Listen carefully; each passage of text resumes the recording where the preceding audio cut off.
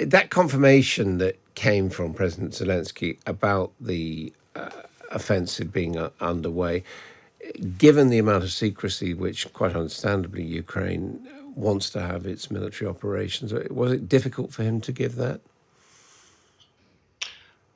I don't think it was difficult for him to say what is obvious. For the last couple of weeks, Ukrainian army has been conducting the so-called shaping and probing operations along the front lines. And what we have to understand is, and this is exactly what our president meant as well, is that we are dealing with a very long front line. It stretches over 900 kilometers. And counteroffensive or offensive, contrary to the sort of popular expectation, is not an event. It's not an occasion where all Ukrainian Western donated tanks and artillery will gather in one field, and then there will be a blow of a whistle or a shot of a signal gun and everybody will start charging towards the enemy. No, of course not. Counteroffensive is a series of different military operations of different complexity in different parts of the front line. Some of them have already been taking place during the last 3 weeks.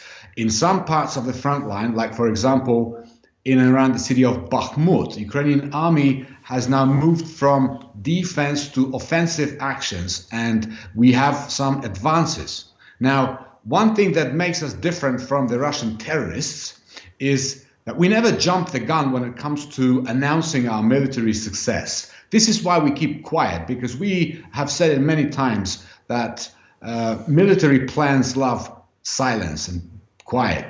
Now, we have been quiet, but for example, today our military command has announced that, for example, a village called Blagodatnaya in Donetsk region has been deoccupied and a Ukrainian flag is now flying over that village.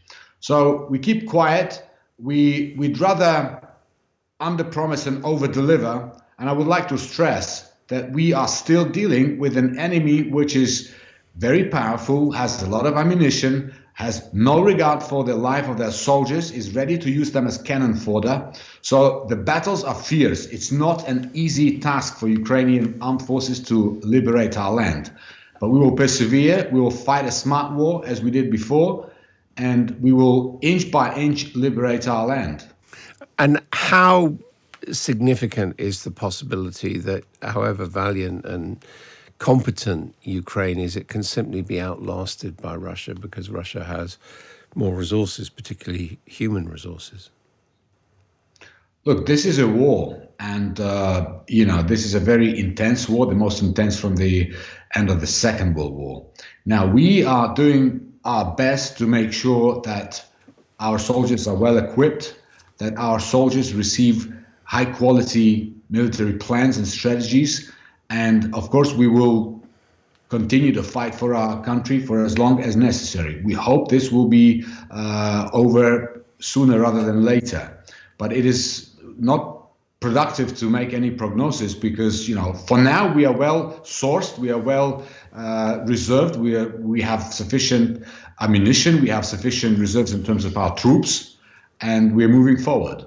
And how much of a setback has it been to your strategy that there's been this widespread flooding following the destruction of the Voivode Dam? It's not had a major impact on our military plans simply because we knew that we're dealing with a terrorist state, and we knew that they sooner or later were planning to blow up the Kakhovka Dam. We had interceptions by our security and intelligence services of phone conversation and radio conversations between these terrorists months ago when they were telling each other that they are planting explosives on Kakhovka Dam. Now, we understand why they did it, because they wanted to slow us down in that specific direction in the Kherson region. And it looks like they also wanted to relocate some of their troops from the Kherson front to Zaporizhia, where now Ukrainian army is intensifying our counteroffensive operations. But by and large, this is a terrorist act which is qualified by the Geneva Convention as such. We are confident that the perpetrators of this act and those who gave orders will be brought to account in the future and will stand trial for war crimes.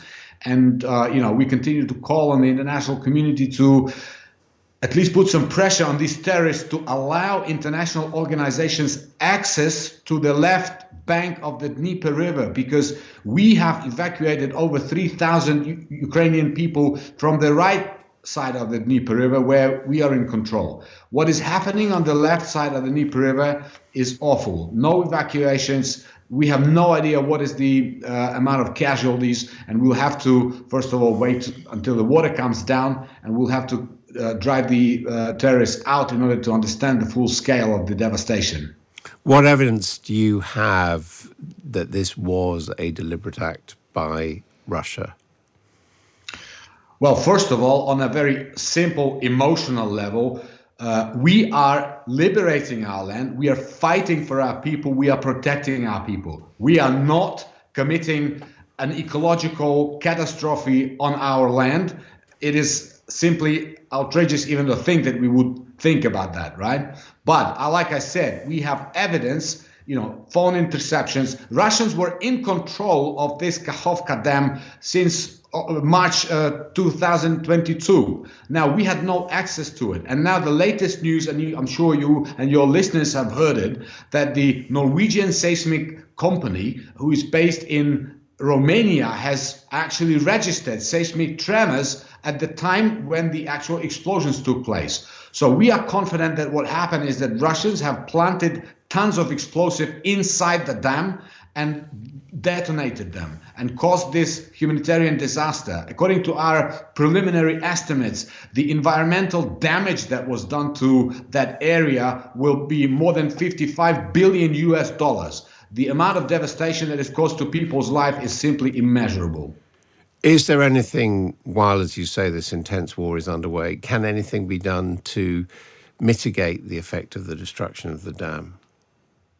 Well, absolutely. Evacuation processes are still continuing. Ukrainian emergency services are doing all we can and all we have to ensure that people on the ground are evacuated on time. They get drinking water, they get shelter, they get all the basic medical necessities. And I would actually like to use this opportunity to thank the government of the United Kingdom, because yesterday you made an announcement that Great Britain will provide 60 million pounds humanitarian support package related to alleviating the consequences of this disaster. So we are thankful for this support, and Britain has been a true friend of Ukraine throughout this aggression, and we are thankful for that.